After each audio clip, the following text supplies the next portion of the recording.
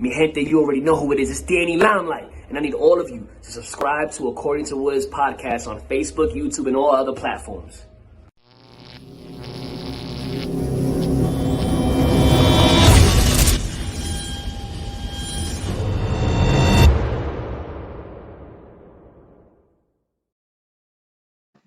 What's good, party people? Whoa. This is According to Woods, and I have the honor and privilege of talking to a real-world alumnus. He is the current middleweight champion for Celebrity Championship Boxing. He is the one and only Joshua Saving Jones Colon. What's going on, my man? Well, thank you so much, Adam, for that marvelous introduction. I'm just I'm hanging tough. We got a hell of an event coming up on June 12th, and I can't wait to get started. We've been training. I was supposed to fight in Florida in April, and that's a little up in the air right now. So we're just I just got back from Florida, so I enjoyed the sun, but didn't enjoy the outcome. But we're gonna make it work. You know what I mean? Yeah, and that's essentially been everybody's 2020. I mean, kind of filtering into 2021, where people are just trying to figure everything out in many, many aspects and respects. But, yeah. I mean, Florida is, I guess, it was crazy, good bro. Or bad? I mean, it's crazy what's down Florida there. Like? What's Florida like right now? There's just no mask.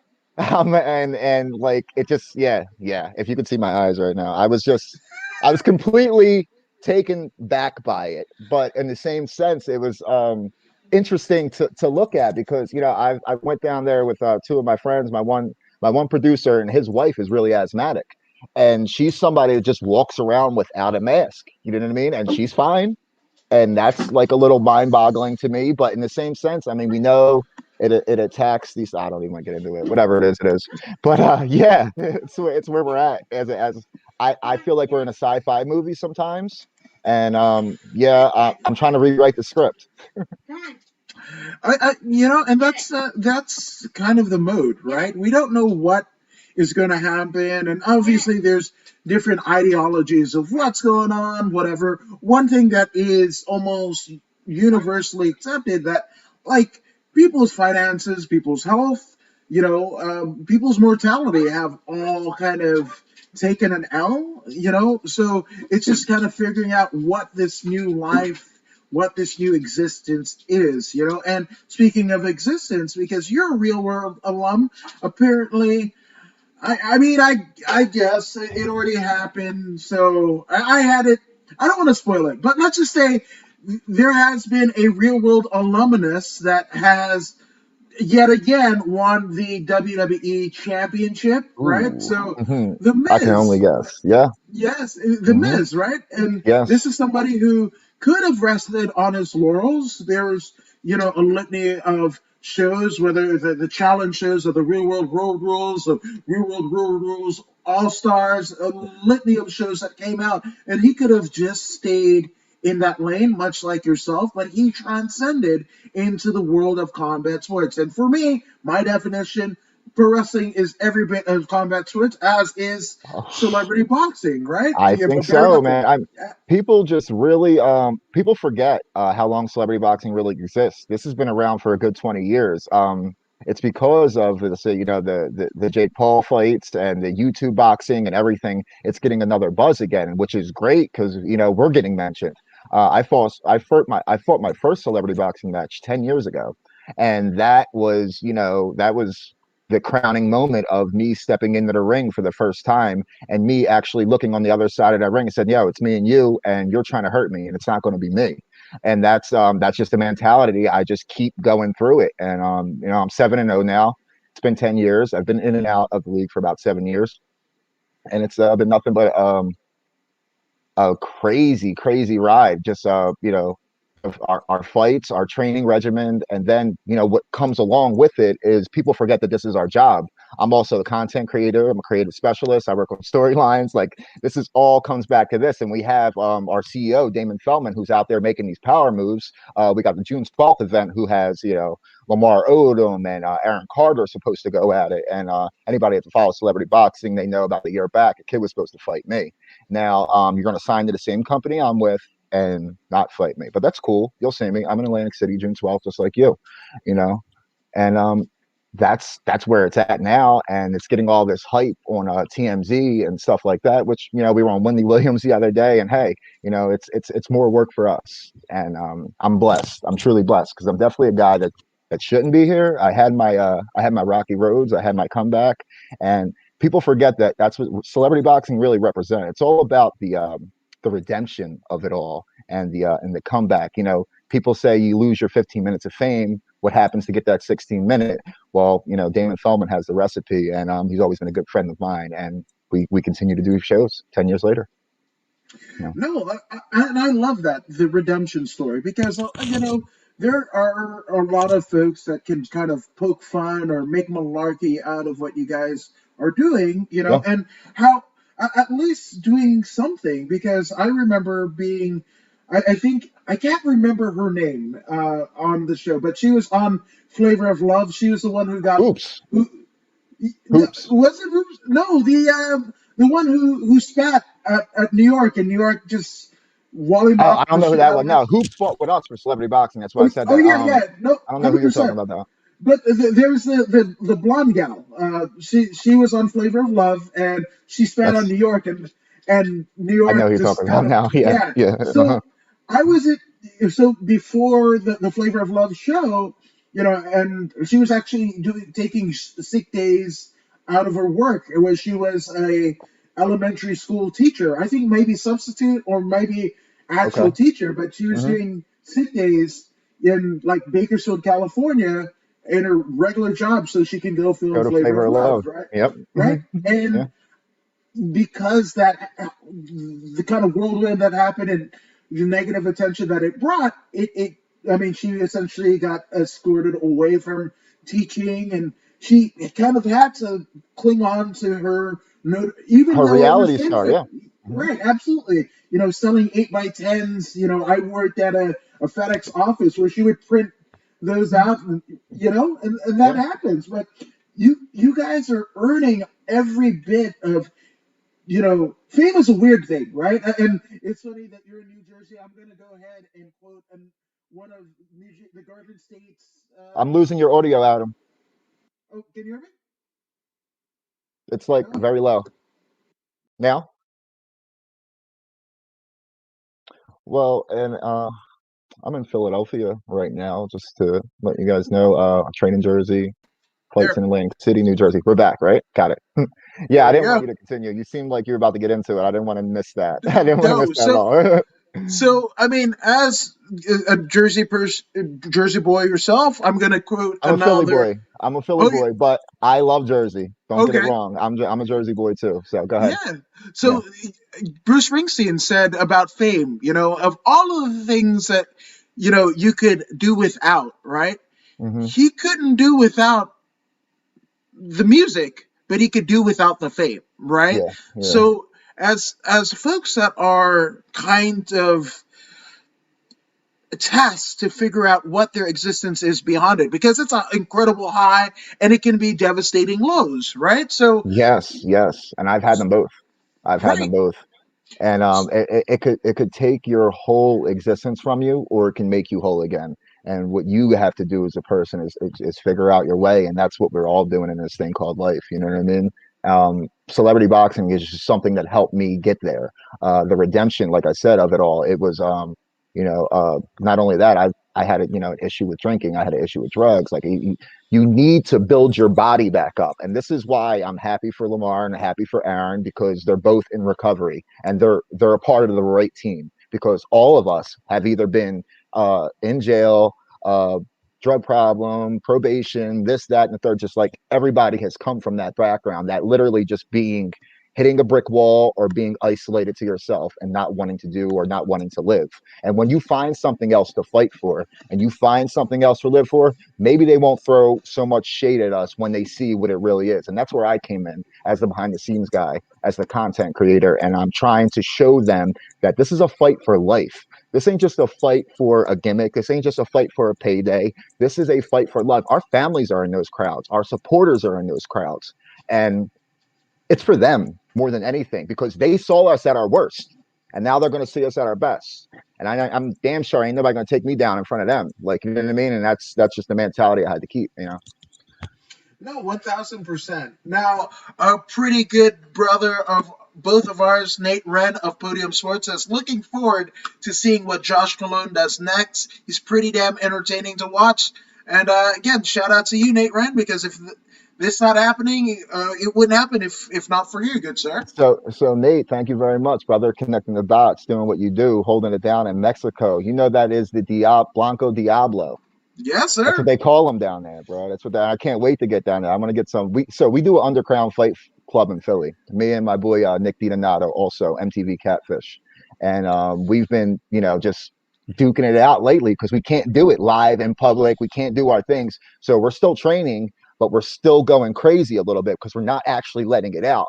So whether it be a sparring session or something like that, we have this like setup to where it's just like underground. We walk in, we wrap up, somebody points at you and you go, and that's just what it is. And that for us, it's just like a whole nother level of exciting.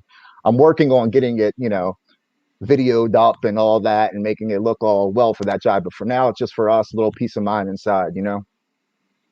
No, 100%. Now, obviously, there were easier ways to kind of figure out where you're going to go next in your life than Yeah. celebrity championship boxing. So, what was it about, the game of boxing and what the promotion itself held for you that looked so promising? Again, you were talking about a redemption story. You have literally transformed yourself from people that knew you from the Real World DC season. Yeah. You're a completely different person. You're a phoenix rising out of the ashes. And there's Amen. other ways that you could have parlayed your success, but you chose this route. So, what about the route and the road kind of entice you to become a part of it? I got to be honest, man. Recovery played a huge part in it. Like I said, just getting my mind mentally stable, my body mentally stable. And once I felt good enough to actually portray not only a character but my fighting skills in the ring, it was just like a bomb exploded. But a little history background: my father was a 1984 Olympic qualifier for the boxing rounds, so that was my background trainer. I wasn't crazy around when I was younger, but when I needed, he came around and he showed me how to box, and he showed me this, and he showed me that. Now he's my number one supporter. He's my number one sponsor, my manager. Our relationship has grown over the years, so much closer than we have ever been, because he actually sees his son walking in his footsteps, and actually maybe doing it a little higher. There was no cameras back then. There was no this. There was no that. But he feels a little bit of that connection. So that's something that we could share together. And that was another big thing, because he's somebody that never gave up on me. Also, my family, my friends, my supporters. I've had so many people just reach out, and I'm going on 4 years sober. That's like that's no joke, man. Like, you know what I mean? And that's a blessing. It's a blessing. Not only that, I thought I was dying. I thought I wasn't good enough for anybody. And now I'm about to get married and have kids, and it's just all. Thank you, Jesus. And I got saved, bro. Literally blessed, saved, however you want to call it. Somebody scooped me out, and literally, they're putting that fire under my ass. And like I said, it's a phoenix rising from the ashes. And then there's always the haters, there's always the rude comments, there's always the trolls, which I get tons of. Nobody wants to say it to my face, but everybody wants to say it, and that's cool. That's why I give everybody the opportunity. Something like this, something like that. Hey, bro, doors open, floor is yours. Every press conference I say it, because there's somebody in the crowd that says, "Oh, I could take him." Shut the fuck up, bro. This is what we do. Like, come on, and it's all good, man. But I'd say recovery and my family. So because people told me, in order to beat this thing, in order to get over this addiction or this hurdle or this thing that's weighing you down in life, you have to fight. And I took it literally. Where can I fight? I'll fight inside because I've been doing this, but I'm going crazy in here. I need something else. Like, you know what I mean? And Damon, I reached out to Damon. I gave him the breakdown, open arms. Past 2-3 years, it's been nothing but smooth sailing. So thank God.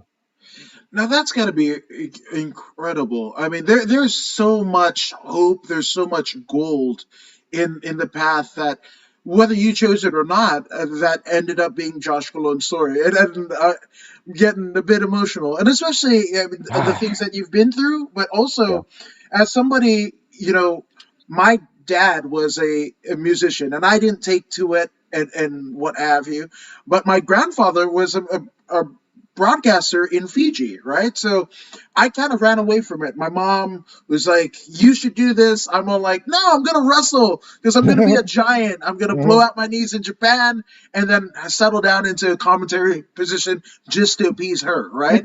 So I never went the route that I was supposed to take, right? But it ended up taking me in the route that, I mean, she saw for me way before that You I did saw for it. Yeah. myself, right? And this is a point that you have never been more whole, never been more fulfilled on your professional life, your you know personal life, right? You're about to Everything. get, Yeah. yeah, everything. Being good with your dad again, like that's, I mean, that's a story beyond just you fighting. You are fighting for your sobriety. You are fighting for every bit of yourself. But it led you back to almost almost a demon in terms of like generational stuff Hmm. that you weren't Yeah. even, you were trying to sidestep completely. Hmm. All I know is I'm ready for it this time. I have the tools. I have, you know what I mean? I've been there, I've done that. I have the tools and the lessons that came along with all of this learning, you know what I mean? And that keeps it hot, man. It keeps the fires burning in my head, you know what I mean? No, 100%. Now, in terms of the real world, that's an Hmm. amazing opportunity for. I mean, It's how old are experience. you? How old are you? I'm 34. I'm But 34 now. Yeah. and then I was 23 when I went on the show. So it's about 11 years. It how? didn't come out until the year after that, though.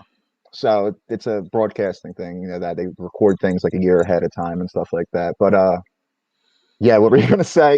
It was definitely the experience of a lifetime, if that's what you're asking. Um, I had a mentality that was just like, I'm gonna ride this shit till the wheels fall off because it don't happen to everybody. Like, you Right. know what I mean? Like, but you know, and all mindset, I was thinking the right things because I was thinking longevity, but I wasn't acting on it completely. Yet I had a band selling music, I had merchandise, I had everything going on, but it was all going right back into my habits. It was all going into my luxurious lifestyle that I swore I had to live, the Mercedes Benz that I crashed and I didn't have to buy. Like, you know what I mean? It was just all piling up at certain points, you know? And again, they're like you were saying, the haters, the detractors, and what have you. They're quick to judge you Hmm. when everything is going, literally, berserk. The shit is just like it's burning into ash, Yep. literally, right? They're They're quick quick to to spit on judge. it too. They're quick to just spit on you while it's happening too. Like, you should have known this. You had it coming. How didn't you? You know what I mean? You know, you live Did, and you did, learn. did you have anybody in your family or in your neighborhood that did reality TV, that one of the most historic shows in all history? Did, Nope. like, how can you even? Yeah, I saw it in the newspaper, and then I saw it on Craigslist. This is when paper ads were still big. There was no real iPhones. There was no real crazy cell phones. People still have flip phones. So I thought that was cool. I remember this. I went to the real world house to DC with a Cricket flip phone, and I left with an iPhone. Like that was just mind blowing to me because it changed my whole life because it organizes everything for you. You know what I mean? Like, so it was just like a big move, a big step, you know. And like I said, all the socials were just going completely fuckbusters at that time, man. Like, it was just crazy, crazy, crazy shit. Did I get away from the question? My bad. I do that a No, lot. that's perfect. That's it. And again, if we go down wormholes, brother, we're going to go down those wormholes, and we're going to help each other out of it. That's it. And this is the crazy thing. I mean, talk about exploring, right? You walked into the real world house in DC in one world, right? Flip phones, right? I Hmm. think there was the workaholics, right? And one of the Yeah. workaholics was on Rogan, and he was like, well, you know, there was one day everybody was on the, like, they had their flip phones on the pocket, and Hmm. literally the next day that first iPhone came out, and everybody was on their phones, just like, it was a whole new Yeah. world. It's a whole And new so world. so you essentially almost experienced like four different lifetimes all in one moment, because there was you pre-reworld. This is you being sequestered away from normal life because you don't have any Yep. kind No of contact. Yeah. contact from the outside world, and then the flip phone to, essentially with this internet age in your pocket. And in addition to that, everything that comes after all of this, like you're as a 23-year-old, right, and 24 when it Yeah. actually ended up, Hmm. like you're having to experience all of this stuff, like simultaneously, right? And not having anything to compare it against. Yes, you had different seasons of the real world before, or road rules before, but nothing to this effect. And again, they were still trying to, like, what is this social media? I have to get on this, the Yeah. Twitter, like that had to be crazy. Wild, bro. Wild. It was all new to me. It was all a learning game. As it was going, you had to adapt. And I think I adapted pretty well. I think I adapted too good. I got lost in it. But hey, you know, when you got the shot, I guess you got to take it. Like, and that's how it was. There's something special about that show that brings just so many different personalities together. Now, I'm sure everybody watches it for the drama, and they watch it for this and they watch it for that. I've never met some weirder people in my life. You know what I mean? I think I'm pretty freaking weird, bro. Like, I'm sure they all thought I was pretty fucking weird. And I thought they were all like, just like off the wall. Like, I'm like, I don't know. And then, I had a girl at the time. Well, the girls were kind of cute. The one girl looked like my girlfriend. I was like, what are they doing? They did that on purpose. I know they did it on purpose. You know what I mean? Like, it was just little games to just like get you to, act up. You know what I mean? But the one thing they told me was don't act. And I'm somebody at this point coming into that, I acting background. I still do, some independent films and stuff like that. Why would you say that? That just completely confused me. Don't act. I was like, you mean don't act up? No, no, that's exactly what you want me to do. Act up. Why don't you just say that? Like, what I mean? So that Yeah. was just a little, it was just a little bit. They were so stuck on their rules. Like, there's no script, but there are scenarios.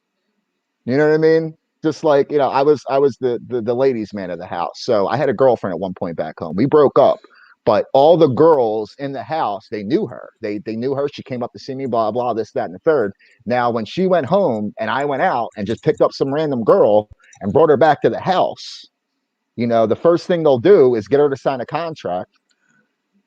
Second thing you do is mic her up, and then we walk in the house. Now, the reaction of me walking in the house with the girls, and those girls that know my ex-girlfriend are right there. So the next thing they'll do, Josh, let's fix your microphone. They're going to pull me away from the whole situation and just see how those five react, just to see if they can get a tussle going. Like, you know what I mean? It's like production tricks. I've learned them. I love them. I've mastered them. It was all pretty neat to watch unfold, to be honest. It was an experience of a lifetime. And, it was my venturing into production. It was my venture in content creation. It was, me being on a set for the first time, me being around, producers and knowing, what just asking them what to do next kind of thing. It's just like, okay, this is all right, all right, all right. Focus. Try to do this. I started a band while I was on the show.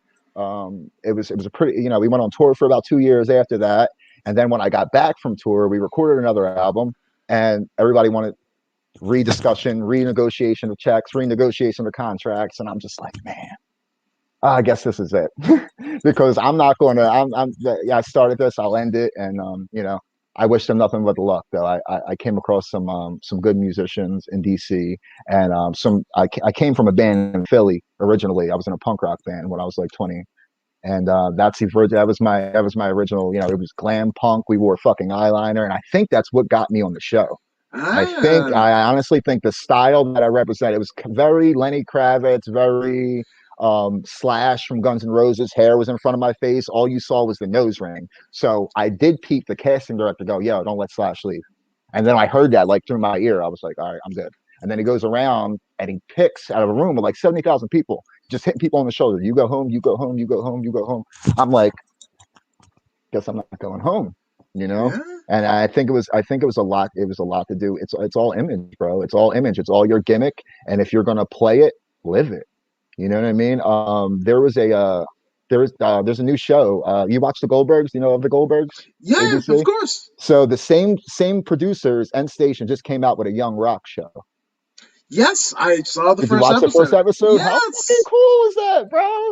I thought that was the coolest thing ever, man. You saw all, you saw Uncle Andre in there, and they're giving the backstory. I can see nothing but good things coming from that. I could see The Rock running for president in 2032 as well.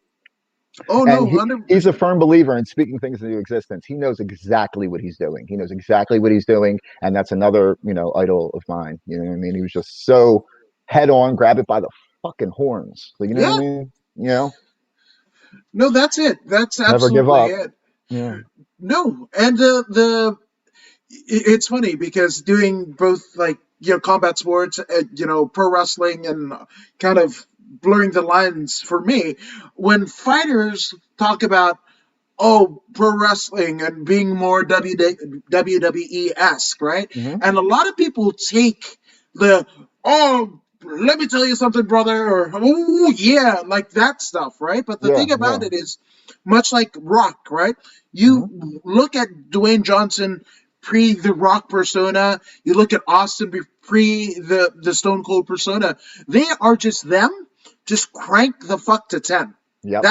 That's all you have to be. So if you're, and I hate using this example of because of who it is, but Hmm. this actually took place in your home state of Philadelphia. There used to be a promotion called ECW. I don't know if Just a you've little heard of. one. Just Yeah, just a just a little little. one. I was at all those ECW shows, brother. Front row. My uncle. I was Ooh, the security guard 2 years ago. I helped him out. Evolve was there, and I met a lot of indie wrestlers, and they know who I am, so that's cool. You know what I mean? It's like, oh yeah, you, and we exchange and we get fans off each other. You know what I mean? So it's cool. Like you said, it's come a long way since the let me tell you something, brother days. yeah, It's more of it's not only the show, and I think Mike Tyson just proved this by boxing freaking Roy mm, Jones Jr. on a internet platform. He shows you it's about the show. It ain't about the yeah, record. It's not about this. It's not about that. It's not about that. It's about that show at that moment. And there's nobody that can do it better than Vince McMahon. And I like to say we have our own Vince McMahon. That's David Feldman. He is this of celebrity boxing. He's the Vince McMahon of celebrity boxing. This is what he does. And, I've been blessed to just be a part of it. It's just what it is. We have our own WWE going. You know what I mean? It's. I yeah. guess we can live it out now. You talk about living your gimmick. We're living it, and we love it. I I get to play myself behind the scenes again. What? Yeah. You know what I mean? Like it just didn't make sense. Which I gotta ask because your dad did box and what have you, right? So, Mhm. at what point did you decide, hey, I'm gonna box? Like, you were at. So I always took to it. It didn't stick with me when I was a teenager. As far as competing, Golden Gloves wise, stuff like that. I didn't go into any tournaments, but I just trained a lot, did a lot. It's more of these that got me into boxing. These one, two highway map I got on my forehead of scars. I got my ass kicked a lot. I was bullied, tortured, things that just shouldn't happen to a kid. And there's one point that I got to my breaking point. I guess I was like 11 years old, and I literally just would not stop going to town on this kid in school. And they literally had to have the security guards get me off. But I was letting all this rage out because I was mad. I was mad. I was getting teased every day. I was getting this every day. And then it's like, all right, this is when my dad was in and out of my life, but he kind of like tried to guide me into that. You got to put your anger in some other port direction. This is good that you have it. It's good. Play football, play fucking hit something. Like, you know what I mean? Do something. You know what I mean? And all I did was get the training and then go in the fight and just start fucking kicking kids' asses because that's what I wanted to do. I didn't really take to it as, oh, I'm going to get into the ring and I'm going to prove myself at 15, 16, which I should have, you know what I mean? But at the same time, I wanted to just really learn how to just kick somebody's ass because I constantly got my ass kicked, and that's just all it was. The art of blocking. It's not so much about, you know what I mean. It's not so much about nailing that one shot. It's making the other person miss, and that's what I was starting to get really, really good at. And I noticed that like at a young age. So it's just something that always stood. I always had the pads. My younger brother Dante, who's 19 now, um, I was 15 when he was born. So as he grew, I kept them in his hands and it kept me more busy. And that's another thing that kept me away from a lot of negative influence. There's plenty of times that my friends died. They're dead, and I should have been there, but I was with my younger brother, just doing a little thing, like, you know what I mean, just little things like that. I remember, and thank God I'm still here. No, and we're thankful that you're still here, and again, you serve as testament because right now, at a time where everything is super precarious, right? You stand as a survivor of life, I mean, this thing called fame, which is still, from the 1900s and in silent film to Yeah. where we are in social media. There is no remedy for fame once you get it, and there's no remedy for when it leaves, right? So you went like this and whatever, and you came out of all of that, as a champion in the most literal sense, I felt and like I had kind to of take it literal. I'm sorry. I no, just felt absolutely. like I had it. I just had to take it literal. To take it serious, you got to take it serious. I was just done playing around with my life. I felt like I took advantage of not only the fact of being alive, but all the people around me at that point. You murder relationships. Good people that there's no resuscitation to, and if it wasn't for some of those people, I probably wouldn't be there. My ex fiance. If she hadn't left me, I probably would be dead because that's what started it all. I really realized that the day she like completely said, "I'm fed up. I'm done. I cannot do this." I didn't think about what I was putting her through, bro. Like, you know what I mean? Didn't really take it into consideration. I tried to go to rehab. I tried to, do this, try to do that, and it just wasn't working. And I was literally one of the sweetest girls I've ever known. I put her through hell, and I'll carry that burden for the rest of my life because it wasn't fair. It's not fair at all. To love an addict, it takes a certain kind of person. No, absolutely, absolutely. And again, such a treacherous rock that you made, but celebrity championship boxing enters your life, and again, at a time where you're seeking redemption, you're seemingly wanting to be whole, right? To shed yourself of the person that you used to be, right? The, Yeah. the toxicity of what you used to be, right? And you have a very real kind of output to clean up your life because again, in the fight game, as somebody that has been involved with it your entire life via your dad, right, and his exploits, it is something that you cannot cheat on, Mm-mm. because if you eat right or if you don't eat right, it'll sneak up on you. If you don't do your road work, it'll sneak up on you. If you don't learn what your coaches are telling you, it'll It's sneak it, up on it's you. it's going to hurt you in the ring. It's going to hurt you in the ring. In the long haul. It's yeah. Stay with your regimen, bro, and that's what it is. If you have a goal or a desire, and I'm a big guy on vision boards. You know what I mean? I make a vision board here, make a vision board there, and I X things off the list, bro. I just X things off the list, and something that simple works. Um, Yeah. it wasn't years later till I figured this out and was clean and had a clear conscious mind of thinking to was like, wow, is it that easy? Why was I making it so hard?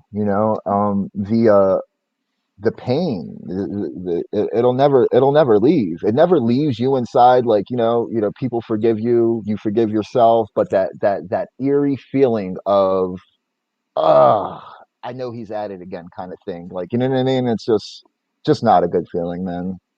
And my friends and my family, they know that it's never going to be me again.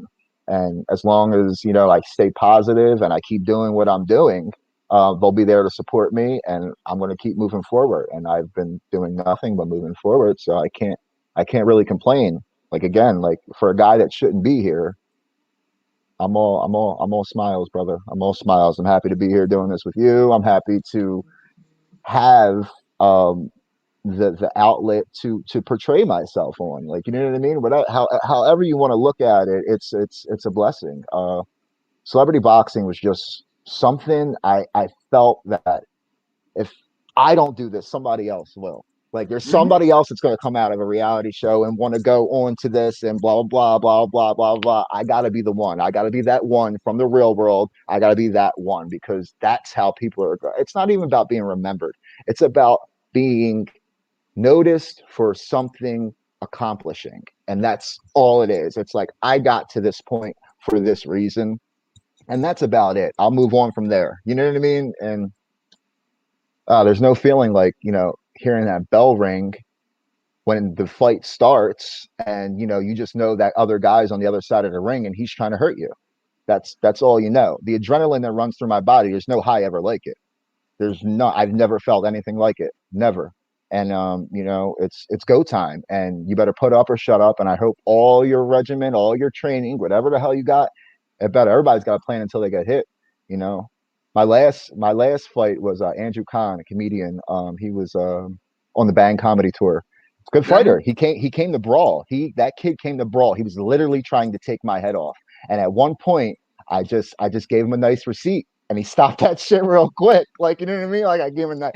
I almost took him off his feet. Like, literally almost took him. I just went dipped on there. I'm like, I'm gonna show you who you're in the ring with, real quick. And it definitely put him in his place. And no more dirty fighting after that. You know what I mean? Like, it's just how it goes. Uh, Now, Nate Wren is too kind. He says, "You're having a Barbara Walter moment." we That's are having hopefully we yes. I mean, if when I wasn't watching pro wrestling on Friday nights, that was Appointment TV 2020 with Hugh Downs and Bob Walters. So all right. I appreciate that. And We're having. it's so pretty damn great interview. Thank you, There you Nate. go. Thank you, Nate. I mean, like I said, we all have a story to tell. I'm happy I'm still here and able to tell it. I'm still here to tell the story. I made it out. I've been writing the script for about 3 months. It's called Fourth District South. 3 months, 3 years. I wish it was 3 months. Past 3 months, we've been editing it and trying to get it to the point that we want it to be. But it's going to take place in the late '70s in Philadelphia. I'm not going to say it's Philadelphia, but it's going to be Fourth District, kind of like, you ever see The Wire? Yeah. All right, so they pushed Amsterdam. They pushed all the drugs and the vice into one section.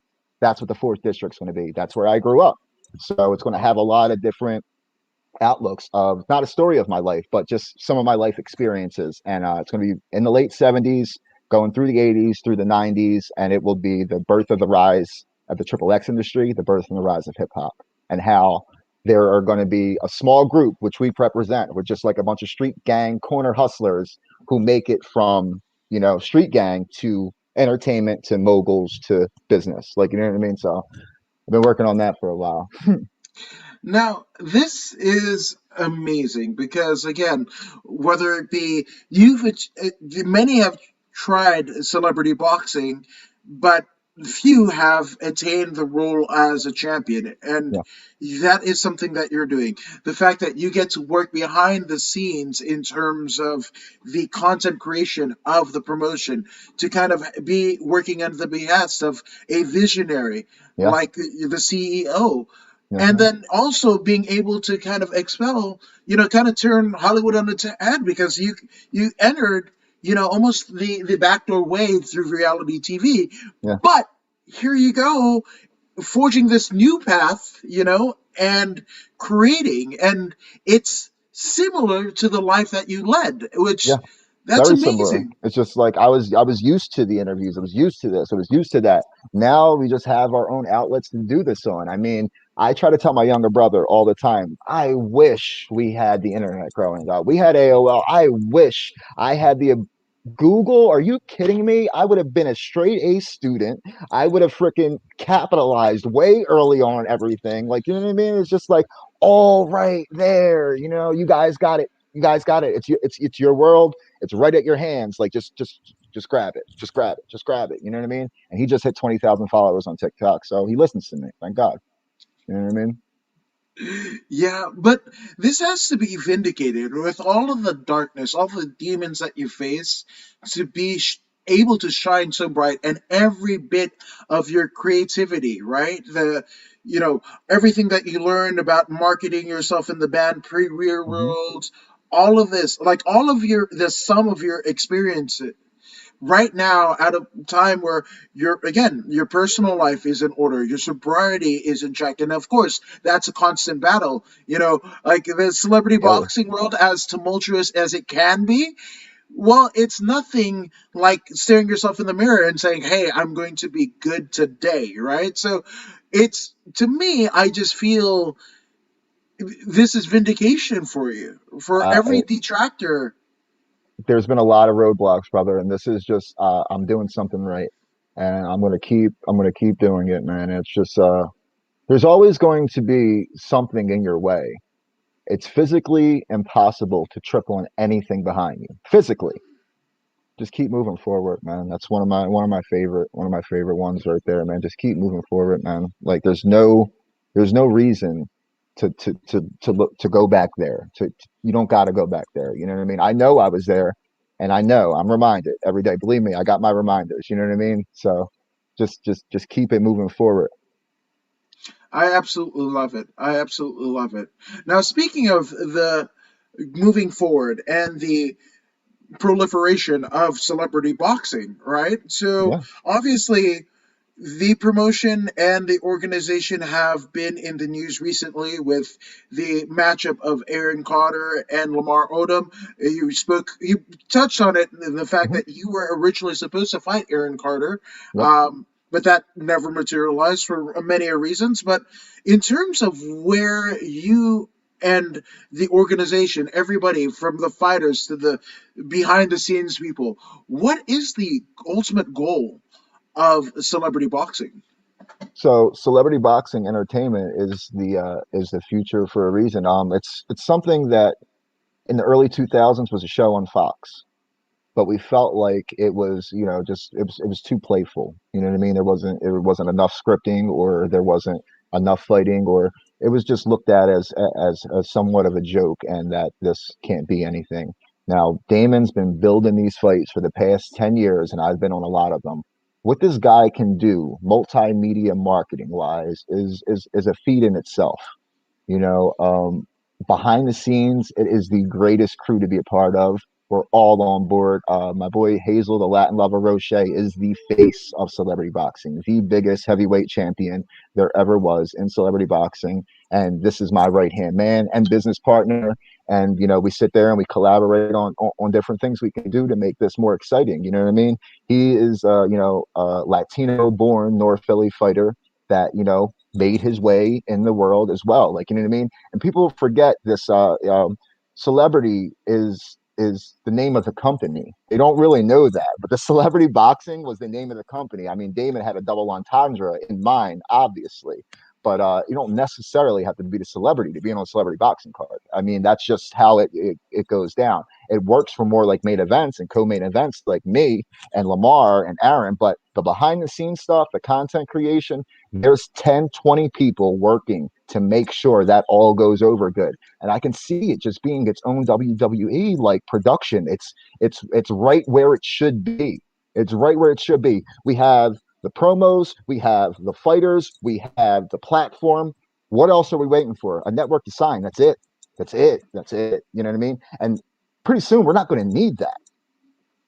Not with all these streaming platforms, not with all this shit. I don't know if you noticed, but the same thing that happened in the 80s with that mom and pops video shops is happening Yeah. now. These streaming services need content. They Yes. need content. So you get something that's entertaining enough, or even funny enough, or however you want to look at it, or even raunchy enough. It's going to Mhm. make it on there. I've seen some of the raunchiest movies on Prime, and that's the reason I started writing mine. Because you know what? If they can do it, I can, and I can do it better. You know. No, 100%. And it's not just like the streaming platforms. A lot of people got to remember, right? The terrestrial TV, right? You know, there's still, what do you call it? Not the infomercials, but they're not the major, platforms. Those are like the my TVs and all of that. And You get a they Roku need stream really easy, bro. You can get a right. Roku stream really easy. It's not hard. Like, you know what I mean? It's something I there's all you got Tubi, you got Yeah. food, whatever those Peacock that WWE just gave them the WWE network. It was one of the smartest moves. Kevin Hart actually did the same thing with Tubi and the LOL network. He said, "Don't worry about it. I'm not going to charge you for anything. Put me in every low income family in this house and that and in this world," and that's exactly what it did. And now, boom, another genius. You know what I mean? who I've Yeah. met, and he's a very great guy too. Yeah, Oh, he's tremendous, Kevin Hart. he's And such a again, cool dude, bro.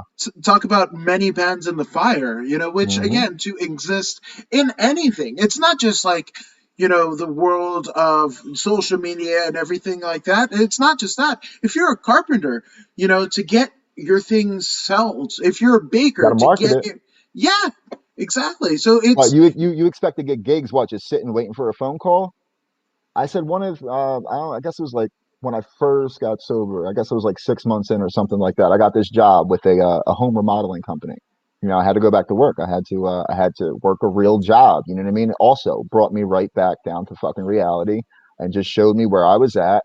But the best thing about it is I looked at it as an acting opportunity. They handed me a script. They said, you got to say this to everybody as soon as you knock on their door. You're going to be one of our marketers. I said, all right, give me the script, memorize it in 2 seconds, and I had some of the greatest sales and wound up being a salesman. But it was their module that I applied to everything else I'm doing now. You market, you sell, and you execute. You get us the appointment. We're going to get in there, and we're going to sell it, and that's just what it's going to be. And that was their mentality for everything. I didn't think I could sell shit. I mean, I sold drugs growing up, but I didn't think I could sell anything. Like, I mean, obviously one leads to another, whatever, but they were telling me, no, you got this, you got that. I didn't believe them. I just said, all right, I'll do the thing where you knock on the door and sign people up for appointments, blah blah. Eventually they moved me up to salesman. I'm selling people $10,000 roofs, $20,000 home remodeling things, all because they like what's coming out of my mouth, and all it is a script that I memorized with a little bit of my personality twisted into it. And like I said, I just apply that to everything I do now. You market, you execute, you sell. no, absolutely. And it's amazing, just again, And you anybody think I would that's, learn stuff like that being in Hollywood or LA or DC or on the real world or anything? No, you learn that shit well, in the real world. No pun intended. That's where you learn it. You know what I mean? but that's facts. That's Yeah. absolute facts. Mhm. Now, obviously, Philadelphia has is synonymous with a rich boxing history. I mean, It first is. off, the history of the United States, is pretty much melded right into the Philadelphia kind of experience, right? But in terms of boxing, right?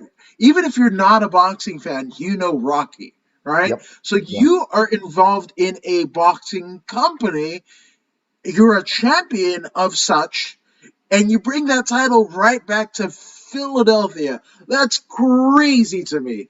That's got to be a nice little, Yeah. like, uh, Yeah, it was time. It was time for me to do the self, you know what I mean, thing. And yeah, it was a dream in itself, man. Just being able to hold the titles up, and me and my boy Hazel that I'm talking about, he won his title that night too. So it was the two first Latino Philly born champions in celebrity boxing history. So that was like a really big deal. Like we had a champion celebration dinner. Everybody came out at the Tolman Joe's in South Philly. It was just like, wow, we got this support back. And Damon literally probably built this whole company off the Rocky story. Like, his dad was actually a trainer, Marty Feldman. He trained 6 world champions. And Damon yes, fought growing up, and he hurt his back early, and that was his story. You know what I mean? He went and became a fight promoter after that, and started doing these celebrity things. I refereed for him. Like I said, I did the content. I do the content creation. Whatever he needed me to hop in and do, I would do it at the time. And then when this plane started taking off again, he's like, I need you right there again, brother. Like this is about to happen. And I'm like, I can finally let out an exhale. Like it all means something. It's all worth something. It's all getting to something. But the story of Rocky and Philly, man, it's like he's our Superman. Like we have a superhero in Philly, and Rocky would be that. Like, you know what I mean? Rocky would be our superhero. I work at Pat Steaks, the first. Or hold on, wait, real quick. That's my official sponsor. what? My official sponsor is Pat's King of Steaks, South Philadelphia, the first people to ever make a cheesesteak sandwich. And on that spot in front of the cheese fry window, where if you look up And my picture holding the celebrity boxing title is right there. There is a plaque that says, on this spot in 1978, Sylvester Stallone stood while filming the major motion picture of Rocky. And that I see it, I get to see it every week, every day. And right above it is my picture holding a belt. So I mean, solidified in history. that's a full circle moment, isn't it? Yeah, I'm still waiting to meet Sly. I hopefully, he's getting older. I don't want him to leave. I got a feeling we'll cross paths soon. He's definitely somebody I want to just sit there and say, you have no idea what you did for this city. It's like it's like you took a trip out here, you sat with some guys in a bar in North Philly, and you literally just sucked it all in, and then you became it. So much so that other people around the world probably believe that you're from Philadelphia. Like, and that is really he captured the essence of the underdog, the fight that's still alive even when everybody thinks it's dead. You know what I mean? And that was he's a he's a great writer. Like, he's just a Oh yeah. great film writer. Great. I didn't at one point, I knew this, recently, but he directed, he wrote, he did all of that. He did all of Mhm. that for Rocky. You know what I mean? And just the stories he built with Mr. T, and it's just an ongoing thing. So my mother, she used to not be able to deal with me. I was a little bit of a problem child. She would ship me off to my father's, which was in a worse neighborhood. And sometimes, most of the time, my grandmother was there, my father was in and out, but it was just like there was always the box set of Rocky cassettes right next to the VCR. So that's what I did when I went over there. I just watched every single one of them. Boom, boom, boom, popping the tape in, popping the tape out. Yeah. Oh my. He's done a lot for us. He's done a lot. Actually, I was just trying to get Frank Stallone to see if he wanted to fight Hazel for the heavyweight championship. He said he's too old. He's not in boxing shape anymore. But actually talking to Leo Rush for fighting me June 12th. So we're working on that too. That's that. Yeah. I got banks on that. I hope that comes through. You know what I mean? And he seems like he'd be a pretty cool dude and a good competitor. Like, you know what I mean? I don't underestimate no opponent. I don't sit there to throw shade. I'm there to show boxing ability. I'm not there to get a payday. I've been doing this. You know what I mean? It's not about the fame anymore for me. This is about I know I can knock you the fuck down, and that's as simple as that. You know? Wait, you said Leo Rush. I mean, are you talking about the former WWE Cruiserweight Champion, Leo Rush? Oh, that's Is- exactly who I'm talking about. The former WWE Cruiserweight Champion Leo Rush has been in talking with my manager Rocco Cross about fighting me on June 12th. So he's one of the ones that are up. What? This is amazing. Oh my Yeah, and you god. got it first. No, you got it first. Well, like, this is Yes. it. This is where I wanted to drop it. To be honest, you know what I mean? Like, yes, yes, yeah. So that's Oh, I'm so honored. I'm so honored. And again, I hope that material is just because again, there is a hearty sense of whether it be belief or disbelief, right? Where you can just sit down and be like, yeah, I'm involved, but I want to be a fan on this night. It's a reason why. I mean, I grew up in Inglewood for the most part, right? So the Inglewood Forum is sacred to me. I actually had my high school commencement ceremony from Inglewood High at that historic venue, which where oh wow. Showtime was built, right? It's one of the reasons why I will never Bellator, UFC, whatever comes to town, obviously pre-COVID. I will never get credentialed there because that is one where I'm taking my working hat off and Yeah. I'm gonna sit and have a beer with my friends. I want to be a bleacher bum. I just want to be a Yes, bleacher bum, bro. I just want to be a bleacher bum. And I said that's how I used to feel every time I walked into the ECW arena, the 2300 arena. We just had that. It has that essence to it, and now it looks so cool because it has all the like graffiti on the walls that say ECW. Now I didn't used to have that back in the day. It was just a right. freaking dive, like you know what I mean. Smelled like piss, but it was great. You know what I mean. Yeah, But now it's actually like a museum. And my uncle, South Philly cop, he actually knows the owner. So I used to go there as a kid, walk in and out like it was nothing. So that played a big factor on me wanting to get in the ring. I have footage of me jumping in the ring with Public Enemy when I was like 11. Then I have more footage of me with the Sandman and his son and like stuff like that, like Bam Bam Bigelow before he died, Kevin Sullivan, the Taskmaster. Like I have all, and this is all when I was a teenager. You know what I mean? Like, and yeah, Ron Jeremy. I met Ron Jeremy at a wrestling event. I Oh think I yeah. was like 18, just like fresh out of freaking puberty. So I thought it was like the coolest thing in the fucking world. Like I'm sitting there, and Jasmine St. Clair used to run Yes. 3PW, which was out UPW. of that Yes. same building, and Mhm. I had the biggest crush on her. And everybody was, she had her booth set up, and I was like 18. She had her booth set up, and everybody's like, really. I'm sorry, wrestling, older wrestling fans. Some guys she probably doesn't want to be taking pictures with. No, I'm talking like the ones that smell probably, the ones that are Yeah. just all there, like, and if you can just tell, like, she's taking pictures with them, and she's like, yeah, trying to fake the smile, and I walk up, I'm just like this young thing. She just like jumps right on me, like latches on me like that. I'm like freaking the fuck out. My uncle like Yeah. snaps 4 pictures, you know what I mean? Like, and he got that moment. He got that moment. But I remember it's like, oh wow, I got a good looking one. She just like latched on me. I was like, all right, cool. Let's meet up after. She would have rocked Shout my out to world. Tio for getting them snapshots though. Yeah, That's the yeah, real MVP. yeah. And he was, and well, no, shout out to him. Shout out to my uncle Sammy, man. Like, because I think nobody has more my music influence, my fighting influence, the wrestling influence. It's my dad and my uncle all day, like all day, every day. And my uncle was like my father at one point. You know what I mean? But it's just like I'm a very eclectic soul. I think my podcast is going to be called The Eclectic Soul, and where we just talk about different, like, different music. Because my brother's 19, and I see a lot of these reaction videos of these kids listening to this music that came out back in the day. They're like, oh my God, I never heard of this. I never heard of that. I got my brother sitting next to me. He's like, these fucking idiots. They don't know nothing. Like, that's what I'm like, you need to come on and do this with me, bro. This is your fucking world, man. Like, you got to tell them. You got to tell them, man.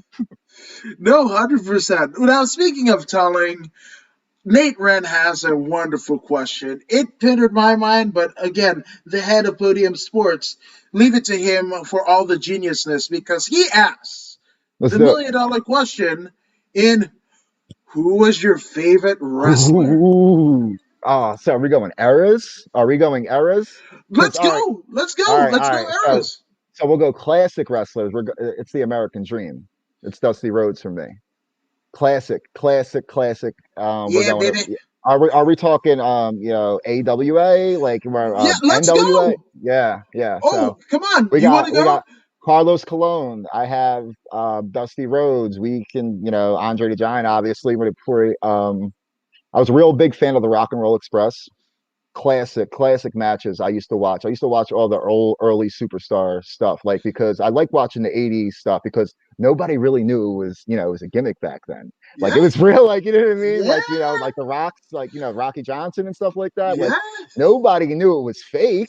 When the Sheik beat Hulk, people were mad. People were mad, bro. Like, well, Backlund. When the Sheik beat Iron Sheik's definitely one of my favorites of all time too. But when Iron Sheik beat Bob Backlund, bro, and then it just like he wouldn't lose to Hogan because it didn't make sense and Yes. nobody would believe it. And I was like, it all makes sense now. It just Yeah. all makes sense now. Nobody knew that it was a gimmick, you know what I mean? And people say fake. I hate that word. And Andre the Giant Yes. he says it. We don't use the F word. Yeah. Don't use the fucking F word around me. Like, you know what I Yeah. mean? No, there's nothing fake about this. Is it fake when I put you in this headlock? Is it fake when I throw you on the ground? Is it fake when I knock you out and put you down on the fucking canvas? It's not fake. You Ooh. know, things are predetermined, whatever you want to say, but the Yeah. show at athletic ability is still there. And I guarantee you, half of these guys that are talking shit couldn't last 2 minutes in the freaking ring. You know what I mean? That man know. He know. He damn know. Ooh. Which can we get into some? Because that is Let's one do of it. the. Let's do it. Let's get. So for me, better than the Nature Boy Ric Flair, I wasn't even going WCW Nick yet, but go ahead. Nick Bockwinkel does the Nature Boy gimmick. The only person that did it better than him was Buddy Rogers. Buddy So Rogers, yeah, first because again, champion of all. Yeah. yeah. So because here's the thing, Ric Flair was more of the '80s, Wolf of Wall Street kind of, That's what he was. That's what he was. aristocrat, right? Limo, He was limo, limo riding. doing Yeah, blow, flying. all that, Yeah, whatever, yeah, right? rails, But whatever. but somebody who actually, if you've been to Beverly Hills, and especially of that era, when Nick Bockwinkel would talk about my skill, my cunning, he Hmm. sounded like Beverly Hills. Ric Flair did not. So No. for my money, Nick Bockwinkel is way better than Ric Flair. You can take that to Oh. the bank. So I mean, I see your argument. I see the fight. I see the argument. But there was three Nature Boys. Yeah, So if you were to compare the two of Buddy Ric Landell Flair. and Yeah, Ric Flair was more of a showman. They say people love the whole. He loves the whole court. He's the attention. He's the shit of the whole situation. You know what I mean? There are a lot of guys that are just naturally like that, and I think that was more of the guy you're talking about, and that's just early. That's early. There's all. It sucks to be the creator of something because somebody's going to take it and they're going to yeah, run with it. You know what I mean? And it's like I was experimenting with this funk hop disco sound, right? When I was on the show and stuff like that. I hear the disco rhythm guitar in almost every song that's out on the radio right now. And it's no, like 100%. somebody heard that, they took it and they freaking ran with it. Like, you know what I mean? It's just how it goes. Yeah. So, do you have any AWA favorites? So it would be the whole the Boricua, the Carlos Colon, Yeah. and then I don't go too deep into it, but it's definitely it's around that realm. I'm more when it comes to like early, like I said, early superstars. That's when I really was able to remember a lot. But Yeah. Superfly Jimmy Snuka, uh, who were the Samoans, like those Samoans. those guys really, like, just got the energy of the crowd. I think I might have been a little too young to really remember all the AWA stuff, but I do know it because of the pictures my uncle has around, or the things I listened and watched with him, like, you know what I mean. No, 100%. Which okay, So okay. So, early so 80s, you're if saying so who? if you go era, like, so you Mhm. got Dusty Rhodes. If we were to do a top 10 for and of all time, and there no criteria, just your personal favorites, Mr. Jones, the celebrity Okay, boxing entertainment middleweight champion of the world. If you're okay. doing a top 10, any era, what does that look like? Okay. I'm just going to say top 10. Like you said, it's in Yeah, no order. yeah, I'm not going to give anybody the number one spot. I right. won't give anybody the number two spot.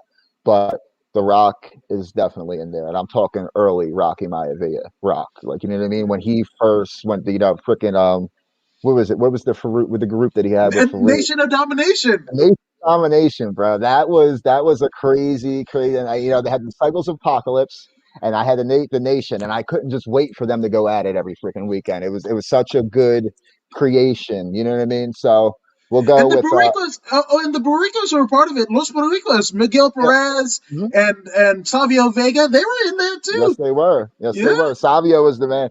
And then we're going. I'll say Road Dog, Badass Billy Gunn.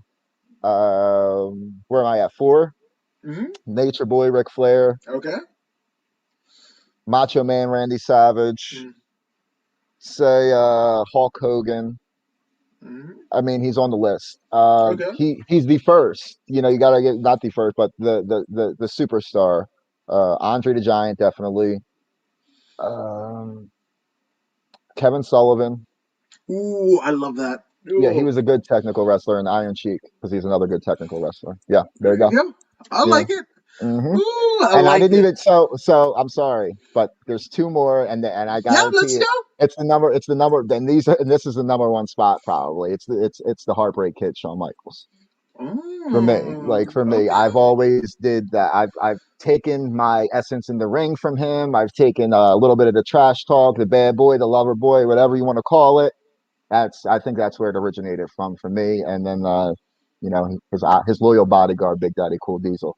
So yeah, I like it. I like it. I get really geeky with my shit. Like, yeah. Let's there's see like it, a bro. I want to hear your top okay. 10 now. So Let's okay, do it. top 10. You got to go Harley Race, right? Harley Ooh, Race that's is there. yeah, dude. I Yeah. don't even know. I have a signed Harley Race belt somewhere. You're gonna freaking go crazy. Oh, I might have the King of the Ring as well, signed by the man. It's it's the It's, NWA one. oh, I fuck! got a picture with it. Yeah, my uncle. He goes to all that crazy shit. So wrestling I love conventions. You it. were talking about it last time. My uncle's one Yeah. of the guys spending all his money there. Yeah, that's me too. That's me too. Me too. I Actually, don't care. I'll go yeah, broke. I'll go in yeah, debt. Put it on the yeah. credit card. So we got Harley Race. we got Harley Race, right? Vern Gagne. We got Bret Hart. We got Owen. Ooh. We got uh the original crippler, Ray Just Stevens. mm, Ray Stevens, Ray right? The Stevens, original crippler, the original right? crippler. Right. We've got Owen Hart. I want to go Shinsuke Nakamura. All right, Wow, not nice. not so much the WWE incarnation, but I'm talking the original King of Strong Style New Japan. So Uh-huh. 7, we got to put Okada in there, right? Okay. We got to put Hmm. Okada in there. Kevin Sullivan gets a slot here. Yeah, Fucking he definitely gets Taskmaster. a Taskmaster, bro. Yeah, Yeah, Taskmaster. There isn't a better creative mind, right? You look at Undertaker, you look at all of these dark gimmicks and where do you think it whatever. came from? Where do Yeah, you think it came from? Yeah, that's exactly where it came from. East Even Coast stuff. Yeah, yeah, I mean even shit. What's his name? God, I fucking can't remember his name, and he's yoked as shit. Um, God, he was in the original like Florida. Oh God, I'm gonna blank and I'm gonna remember it off air and it's gonna you'll kill be the shit mad. out of me. Go But message it. there was What a number was it? there was let's see, let me pull it up. Kevin Kevin Sullivan's He was like 8 for you. Number 8. You still didn't finish your 10. okay, so we're going there and then I think nine so we're at 8, right? Hmm. Okay, so the final two slots will go to Brian Pillman. Ooh, Rest in peace. yeah. Because again, if he hadn't had passed away, if that he would be bigger than Austin. He Yeah. would be, So He so might have took that gimmick from him. yes, He could 100%, have. He could have. 100%. And then I'm going to go, and this is going to be cliche as fuck. Nope. You know what? I just thought I'm going Terry Funk because I was going to say Fuck Taker, yeah! but Well, see, that's a whole other realm. We're about to get an ECW. Give me your top 5 ECW. He's on my okay. top 5 ECW. Wait, you're the guest, so I'm gonna let you go first because I know mine. I know mine. Cactus Jack, Okay. Terry, Mikey Whipwreck, Ooh. um, frick was his name? Public Enemy, Rocco Rock, Johnny Grudge, Rocket obviously, Grunge. Yeah. and the Pitbulls. They're Pitbulls. my Okay. 5 favorite ECW right there. Yeah. Okay. So I've got Matt Bourne doing Born Again post WWF Doink, right? Because his promos are fucking. You can still in 2021, You can still 50 feel years after he passed away, it. it's fucking creepy as shit. So Born Mm. Again, right? Matt Bourne, one, right? We've got to put Sandman in there. Got Oh, to for do sure. I got forgot. to Yeah. do RVD.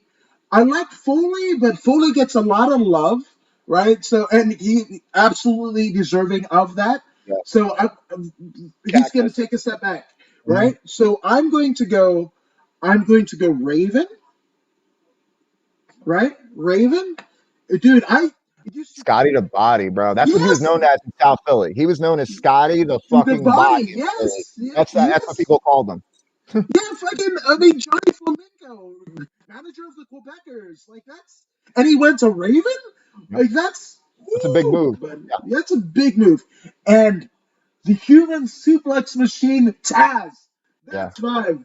That's a good 5, man. And That's and no disrespect to Sabu, no disrespect to Austin's first run in ECW or no, because they Jericho or got Malenka.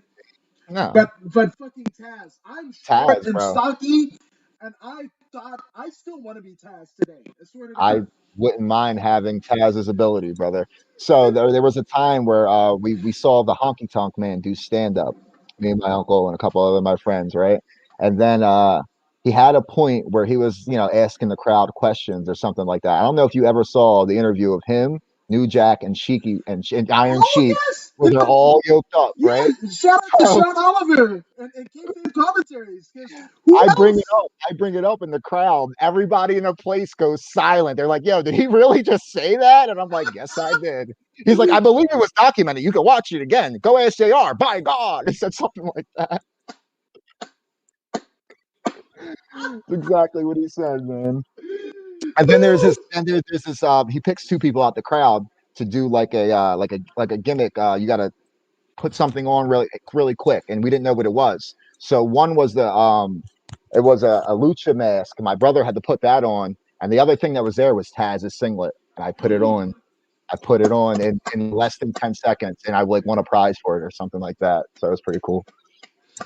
Yep, I gotta find that That's picture. I'll send it to you. Yeah, oh please cool. do. Oh, I'm a fucking geek for that shit, man. Again, And anything combat sports, and again, anything that's tested in a ring cage. So boxing, Muay Thai, fucking jiu-jitsu.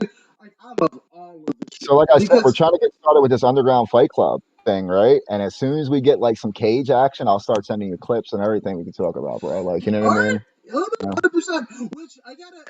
So there's been a thing. Well, actually, before I get into that, because I think it's topical, but Nate Wren gives his own top 10. He goes Rocky Johnson, Andre the Giant, David Flair. Okay, I Kurt guess. Angle, Ric Flair, Raven the Goldberg. original Gorgeous George. Yeah, Yes, yeah, yes. Okay, yeah. who did shows? I mean, here in LA, the MTA station, the metro station in El Monte, there was a mural of people that have performed in El Monte, right? And you're talking like Little Richard. We're talking like, and it's crazy. People that came to this little town called El Monte, California. Almonte. Yeah, El Monte. And Gorgeous George, for as big a star as he was in the 1950s, and again, people forget, we're talking a lot of TV, we talked a lot of reality TV or what have you, but people forget, right? It wasn't just boxing that ushered in a new way of patronizing, you know, radio Hmm. and TV, right? The houses that Gorgeous George built on TV, he was the highest gate up until Hogan here in LA. Like, Yeah, I mean, we're talking $1 million gates in the 1950s. in the So, 1950s. Yeah. yeah, So imagine what they're worth now. They're definitely, directors and producers' houses now. It's where they film like half of the fucking series that we watch somewhere or some shit like that. Yeah, I yeah. I, I hear you, brother. Gorgeous Uh, George. Yeah. he says David Flair and El Torito. That pops me because the little dude with the yeah, funny enough, the Colon brothers, right? I well, Yeah. not brothers, Primo and Epico, right? Hmm. Um, I'm a yeah, Cologne. Yeah. yeah, he's a good one. Damn right, you're a good one, That's right. Mhm. So I love it. It's actually But where the tat it right there. there it is. There There it it is. is. That's original Bob, blood. that's tremendous. That's fucking tremendous. Now, you mentioned about the backyard fights. Now, obviously, in this kind of COVID situation, the rise of backyard fights has essentially taken the U.S. by storm because there are a lot of names. There are fighters that don't have a lot of pedigree, and there are people that are a highly talented amateur or regional fighter because they can't get fights in the LFA, UFC, and other promotions. They've turned to promotions like Street Beefs, and last night there's Pisces Fight League Okay. that ended up doing shows, right? So as Cool. somebody who has, that is doing the promotional aspect of, backyard fighting and those leagues, what is your take on it? So what the backyard actually becoming a like Viable option. Yeah. so yeah. So my take is, why not? Let's see that. So I've watched so many documentaries on wrestling. You watch so many documentaries on boxing because we're such fans, right? So there was one quote that somebody said that really just always stuck out to me, and I believe it was in the wrestlers documentary. He said, "We give ourselves these super names to do these super things, to do something a little more than life had planned for us." And that, my friend, is a real life superhero. You know what I mean? Like that is what it is. Now you take that and you apply that to this real on call brawling in your face action, like there's no stopping it because it's entertaining. it is what it is. Like, you know what I mean? Now, when you have different kind of celebrities involved, you have people that like them and you have people that hate them. So some people want to see them get knocked out, and some people want to see them, do the victor. And it's just like, you can have the most, my pastor, perfect example, my pastor, Christian, most not conservative, but just well-rounded individual. It's just like he won't say a curse word, he won't do anything, he won't do this, he won't do that. And he's like, it's the essence of the gladiator game. This is why people would gather in coliseums to watch these two gladiators fight to the death. And you can see the guy that, like my pastor, who's the most quiet person in the world, but when I'm in that ring, he's the loudest person in the world. He's the loudest person in there. Oh, Josh must be on. Like that must be his guy. Like, you know what I mean? Like, it was just, it was crazy, man. It's to bring that out of people. To bring that out of, my one cousin's autistic, and he saw me in the ring, to see him react to that, to me in the ring. You know what I mean? And I do a lot of, just my own little outreach projects, I call them. Like, a couple of my friends have autism, live next door to my grandmother growing up. Their whole family has it. For some reason, the whole family's on medicine. For some reason, the whole family, gets public assistance. They get this, they get that. And you would think it'd be really hard for them, but they have no worry in the world, bro. Like, they just have no worry in the world because either extra chromosome or a chromosome's missing or whatever the hell you want to call it is. It's happy for them. And when I involve somebody like their father and he walks out with me to the ring, it lights that whole house up.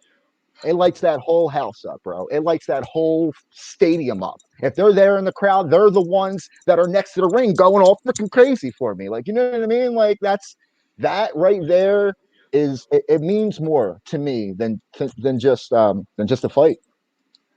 It's like you have the ability to change people's lives, perception, let them know what you've been through, and come along for the ride. That puts a smile on anybody's face. You know what I mean? My manager, Mr. Entertainment, man, he's always told me, like, just really, just go for it, bro. Like, you got it. Like, there's nothing here that's holding you anymore. And he's another one that just pushed me into the right direction. You know what I mean? And I'm blessed to have these people in my life. That's no, that's amazing. And again, it's what dreams make up. And speaking it into existence, that's something that The Rock has done, but that's something that you have done. And regardless of what, essentially, the events of a previous life, because it almost feels that way. It That doesn't have to be you, the same pot of gold. right? It doesn't have to be the same pot of gold at the end of the rainbow. There's plenty of avenues, especially in the age we live in today. You know what I mean? I like to give people hope, man, because I needed it at one point. I like to be the guy that I needed when I was growing up, or just I needed to look up to when I was going pretty down. So if I can continue to do that in my own realm, I'm good with it. And if that's all I do, I'm good with it. No, 100%, 100%. I love it. Living vicariously. Oh, and I got it. It's the Mark Lewin Purple Haze. Check YouTube Mark Lewin and his work with Kevin Sullivan. You can Okay, thank me later because if you like cool, spooky shit, that's nice, it. nice. Which I'll check it I- out. which again, Josh, there have been so many people that have helped you both professionally and personally overcome literally monumental demons, and that, I mean, it's a fight that continues to this day. But you Yes, are sir. a shining example of putting your mind, your soul, your spirit out on the line in uncomfortable situations and coming out on the other side a champion of many. But there have been many people that have helped you along the way. So, brother, take as long as you like. We're going to go get some shout outs out of the way. Oh man, first things first, I'll shout out Celebrity Boxing Entertainment, the future of celebrity entertainment. Make sure you stay tuned June 12th for the Lamar Odom Aaron Carter showdown, and there just might be a special appearance of me at the end of that fight. But let's not forget that I could be fighting Leo Rush on June 12th. Now that would be pandemonium at its finest, and I want to shout out my boy Rocco Cross, Mr. Entertainment, my father, MBK Vision Entertainment, Hazel the Latin Lover, Roche, Saving Jones Siles, Saving Jones 17. They're my guys that are working behind the scenes. I have the Kitty Crumbles and the Lunatune family. They're two people that build their own followings on Instagram, and they really just always repost my stuff wherever they are. So I'm grateful for that. One of my best friends, Ryan Christopher, who is my personal pit bull and producer when I need him to be, and um, my fiance who's carrying my two twins right now, my mother, my father, and and you, Mr. Woods, and Nate Warren for setting this up, man. All you, brother. And again, shout out to Nate for setting this up. But like, again, you at a time where a lot of people are going through so much tumultuous, kind of aspects in their life. I think you're a beacon of what can happen when again you bet on yourself. You bet on yourself and you come and put the work that you have to do into whatever it is that you want to do. If you want to be a teacher, if you want to finish school, if you just want to get a job, whatever your thing Whatever. is, again, Josh, you are a shining example of when it all works all together. And I can't wait for the birth of your twins because they're going to see how awesome that their dad is, how awesome that their mom is. And again, you, my brother, are in my community. So the fact that we get to rejoice in you and everything that you've done and will continue to do, that is a world that you're bringing your twins into. And I can't thank you enough to do that. Thank you so much, bro. So another one quick thing, another Oh, thing that yeah. my boy Corey Castle was what is my number one supporter. He's a pro wrestler in Philly. He wrestled for ECW. Yeah. He writes some of my scripts with me. Um, Corey is another one that has just been a inspiration on a whole other level.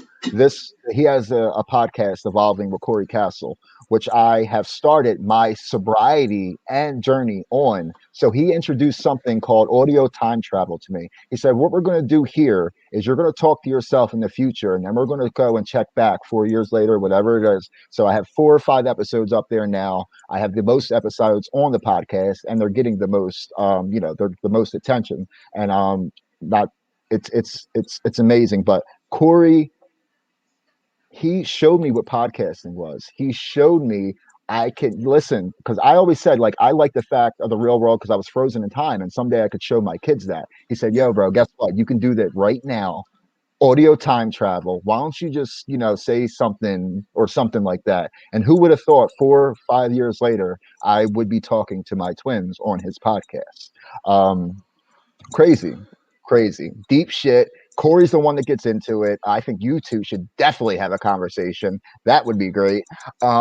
Yeah, and yeah, just always been in my corner, bro. Always. I love you, brother. He knows that. Oh, oh God, like, thank you, Corey. Like, just being somebody for somebody in their time of need, Yeah. and you don't know, just incremental He's always steps, right? always an ear, always an ear, always gave me a shoulder, even when, there were things going on with me and he knew I was okay, but he knew like my home situation wasn't okay. Yo, bro, you gotta crash on the couch, whatever you need to do, bro. Like, and that's a real brother, man. It's a real brother. Steve Dotson, and my younger brother Dante all did independent movie about 10 years ago. It's called FML. It's called Fuck My Life, and it was on YouTube, and it was a hell of a learning experience for all of us. They were first directing, I was acting, we were all on set, and it's where we all got our feet first wet. But the funny part is now, 10 years later, they just released a movie on YouTube called Bruce, and it's about a drug addicted psychopath Batman. They rewrote the script to Batman, and I play one of the drug dealers in it. And full circle shit, bro, full circle shit. And they will definitely be in my fourth district film. And this was 10 years ago to the day. Like, you know what I mean? It's along with the 10-year celebrity boxing mark, all that shit, bro. It's just 2021. Thank goodness. Oh, Can't I, ask for more. I I'm, can't. my eyes are welling. Don't cry. And my All you gotta wife do is is not. Again, cry. Josh, I can't thank you enough for being so open, so honest with your struggles, your triumphs. Because again, my wife says it all the time. It's just like people see, folks get to a particular echelon, but not know how they got there and the work that they put into it. It's, I one of my favorite sayings is it takes a lifetime to become an overnight success. And again, you and all of the ventures that you're doing are a success, and it wasn't overnight. So you're putting your lifetime, you're putting your life's work into everything that you're doing, and I can't thank you enough. I can't wait to support it. And again, for people to best follow you and what you're doing and all of the ventures, where can they find you on So social media? Instagram is at Saving Jones 17. That's the one there. At Jones Gang TV, JG Studios on YouTube, and we will be streaming and loading content up very very shortly. There's a few little funny things up there. It's going to be fun. I got from now until June. There's a hell of a lot of content creation that's going to be going on. Stay tuned. I'm gonna stay tuned. I am totally in. Anything you Right got, send now. links. In the Exactly. words, Habib Nurmagomedov said, "Send location." I say, "Send links," and I will tweet and share the heck out of it because, again, I love that you are creating in every depth of your being, and you continue to shine all the way through it. And I can't thank you enough for doing this. I'm happy we got to do it. I'm happy we got to pull it off. Thank you so much for having me. I can't wait. So let's check in about 2 months, closer to the date of the fight. We'll get hopefully that Leo contract signed, and we'll get this really going. You know what I mean? Let's do this. Let's do this. But All right. speaking of thank yous, a hearty thank you goes to you guys there watching the According to Woods podcast. But if you haven't already done so, we warmly encourage you to go ahead and like, share, and subscribe to the According to Woods podcast on Facebook, YouTube, and Twitch. Yes, this is on Twitch as well.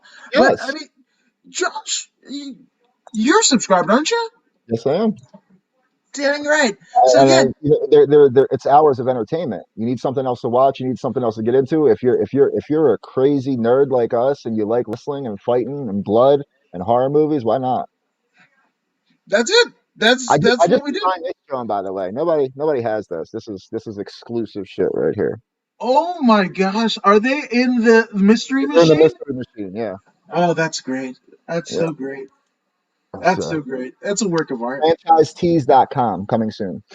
Woo, buddy. So again, you got if you don't know, now you know. So Right. again, go ahead and follow what Josh is doing. Go ahead and do what I'm doing in subscribing to the podcast because it's not nepotism. I want to support myself as well. So Yeah, I'm just saying, right? But Josh is subscribed.